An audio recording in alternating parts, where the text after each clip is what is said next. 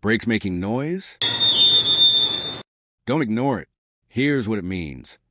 Number 1, squeaking or squealing could be worn out pads or dust buildup. Number 2, grinding, metal on metal. Your pads might be completely worn out.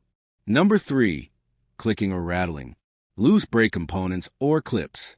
If your brake pad is less than 3 millimeters thick, it's time. If your discs are scored or warped, replace it before it's too late.